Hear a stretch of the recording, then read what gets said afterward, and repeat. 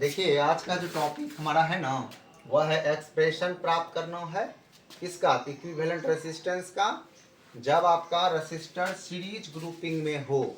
ये देखिए यहाँ सर्किट बनाए हैं R1 R2 R3 वाले रेसिस्टर को हम लोगों ने सीरीज ग्रुपिंग में अरेंज कर दिया है। यह आपका बैटरी है जो वोल्टेज यानी कि पोटेंशियल डिफरेंस मेंटेन करेगा। यह आपका प्लग है, यह स्विच है। पॉजिटिव टर्मिनल से करंट निकल रहा है और नेगेटिव टर्मिनल में फिर वापस आ रहा है। जितना करंट निकलेगा जितना एम्पियर उतना ही एम्पियर वापस आएगा, कम या ज़्यादा नहीं होता, याद रखना ये। और यहाँ पर देखिए ए और बी पॉइंट के बीच में R1 को रखा गया है, बी और सी पॉइंट के बीच में R2 को रखा गया है, सी और डी पॉइंट के बीच में R3 को रखा गया है। हमने लिख दिया है let 3 resistors having absolute resistance R1 R2 and R3 respectively, यानी R1 पहले रेसिस्टर का रेसिस्टेंस है, R2 दूसरे रेसिस्टर का रेसिस्टेंस है, R3 तीसरे रेसिस्टर का रेसिस्टेंस है। इसको अरेंज किया गया, आर अरेंज किया जाता है, arrange in series grouping as shown in the figure. यहाँ फिगर बनाया हुआ है, फिगर में जैसा दिखेगा इस तरह से अरेंज किया गया है। यहाँ R1 R2 R3 है, ए और बी के बीच में पोटेंशियल डिफरेंस V1 है, बी और सी के बीच पोटेंशियल डिफरेंस V2 है, सी और डी के बीच पोटेंशियल डिफरेंस V3 है। पोटेंशियल डिफरेंस कितना है? V3 है। तो यहाँ हमने लिख दिया है potential difference between A and B equals to V1, potential difference between B and C equals to V2, potential difference between C and D equals to V3 और electric current of the circuit equals to I। यहाँ तक कोई दिक्कत नहीं ना? ओम का नियम लगाएंगे, यहाँ देखिएगा, यहाँ लिखेंगे from Ohm's law, from Ohm's law, अच्छे से देखना है। ओम्स लॉ, ओम्स लॉ कहता है क्या? V equals to I R, V equals to I R. Circuit के हिसाब से, यहाँ के हिसाब से अगर देखेंगे तो यहाँ के हिसाब से अगर V1 निकालते हैं तो V1 हो जाएगा IR1 होगा, इसको इक्वेशन फर्स्ट मानिए। V2 हो जाएगा क्या? IR2। बात समझ में आ रहा है? I तो सबको मिल रहा है नहीं, R1 R2 के हिसाब से V2 मेंटेन होगा, क्लियर है ना? V3 की बात करते हैं तो हो जाएगा IR3 और यह इक्वेशन क्या होगा? थर्ड होगा। तीनों को ऐड कर देते हैं, क्या करते हैं? यहाँ लिखेंगे adding first second and third, adding first second and third, तीनों को ऐड करिए। V1 plus V2 plus V3 equals to IR1 plus IR2 plus IR3। कोई दिक्कत है? चलिए यहाँ पर क्या करते हैं, हम कॉमन ले लेते हैं। V1 plus V2 plus V3 equals to I, और यहाँ पर कॉमन लीजिए R1 plus R2 plus R3 बचेगा, I को हमने कॉमन लिया।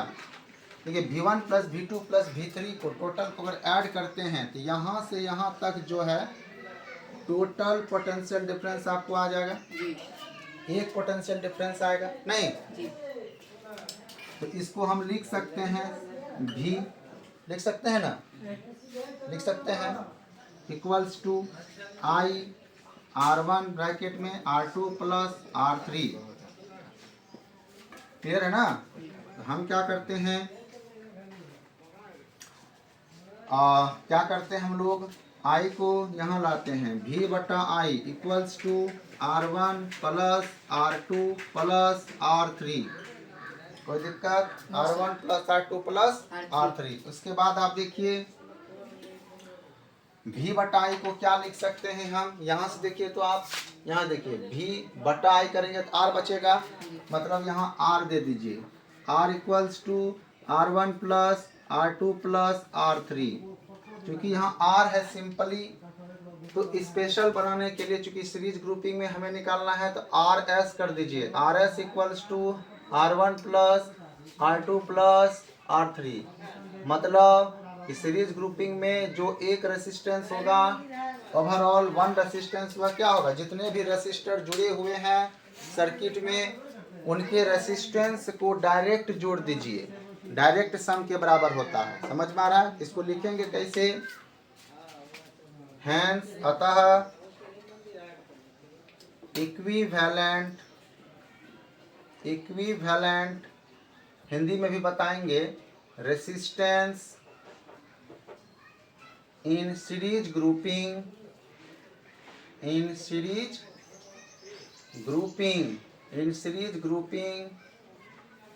is equal to the direct sum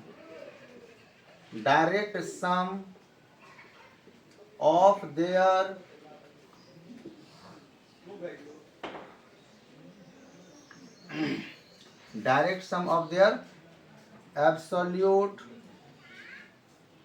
absolute resistance।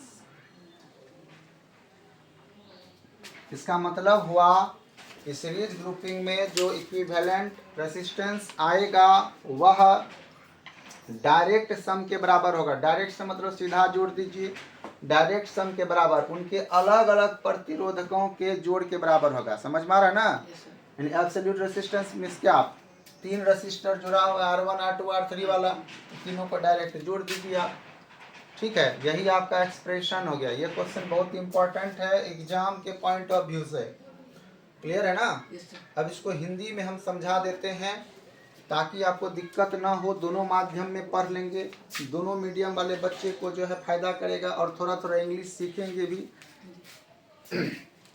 यहाँ देखिए, टॉपिक है आपका expression for equivalent resistance in series grouping. Series grouping में अगर आपका रेसिस्टर जुड़ा हुआ है तो उसके लिए समतुल्य प्रतिरोध का मात्रक नहीं व्यंजक कैसे प्राप्त करेंगे, यहाँ से स्टार्ट करते हैं। ध्यान से सुनिएगा। माना 3 प्रतिरोधक जिनके निरपेक्ष प्रतिरोध, निरपेक्ष मींस एब्सोल्यूट, ठीक है ना, निरपेक्ष प्रतिरोध R1 R2 तथा R3 है, क्रमशः को श्रेणी क्रम समूहन में चित्रानुसार सजाया गया है। क्लियर? चित्रानुसार मतलब जैसा चित्र यहाँ दिखाया गया उस तरह से यहाँ मानते A तथा B के बीच विभवांतर बराबर V1, B तथा C के बीच विभवांतर बराबर V2, C तथा D के बीच विभवांतर बराबर V3। फिगर में भी हम दिखा चुके हैं। इलेक्ट्रिक सर्किट परिपथ का विद्युत धारा I, माना परिपथ में I धारा पास कर रहा है। ओम के नियम से V इक्वल्स टू IR, तो यहाँ के हिसाब से V1 निकालेंगे तो क्या होगा? I, ये V1 R1 के बीच मेंटेन है तो V1 हो जाएगा IR1। V2 इसी प्रकार से क्या होगा? IR2। V3 क्या होगा? IR3। तीनों को ऐड कर दीजिए, V1 plus V2 plus V3 equals to IR1 plus IR2 plus IR3। इसको एज इट इज लिख दीजिए, I कॉमन लीजिए, ब्रैकेट में क्या बचेगा? R1 plus R2 plus R3। इसको हम भी लिख सकते हैं क्योंकि V1 V2 V3 को जोड़ देंगे तो वही वोल्टेज में 3 टुकड़ा में बटा है जी। अगर यह 20 वोल्ट का है या 50 वोल्ट का है या मान लीजिए 30 वोल्ट का है तो यही अपने अपने हिसाब से बटेगा। अगर सबका रेसिस्टेंस सेम होगा तो V1 V2 V3 बराबर बराबर बंटवारा हो जाएगा। यही बात है ना? तो कुल जो विभवांतर होगा सर्किट का वह क्या होगा? इन तीनों के जोड़ के बराबर होगा। मतलब V1 plus V2 plus V3 को क्या लिखेंगे? एक भी लिखेंगे।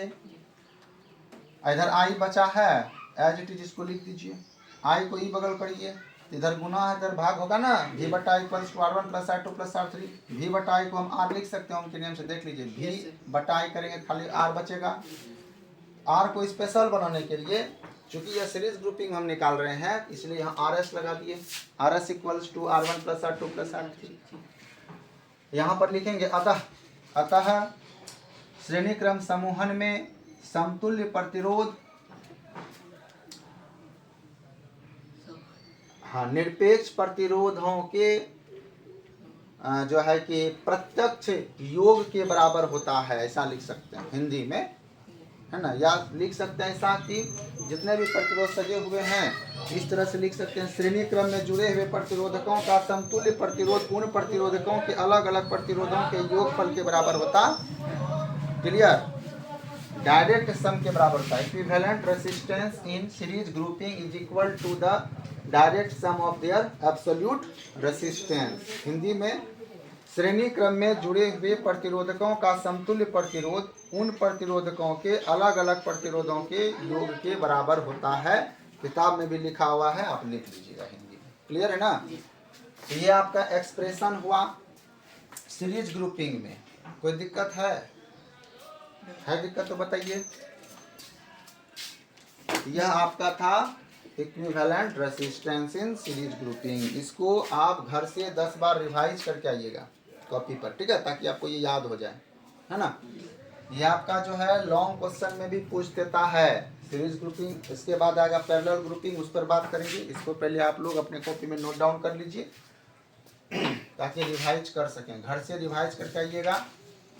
हिंदी में भी 10 बार दिए हैं ना, 10 बार रिवाइज करना है कॉपी पर, तो 5 बार हिंदी में करिएगा, 5 बार हिंदी में, 5 बार इंग्लिश में, ताकि दोनों पर आपका पकड़ बन जाए।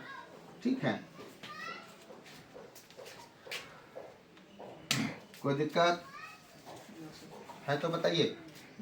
नहीं ना, इसको उतार लीजिए अपने कॉपी में।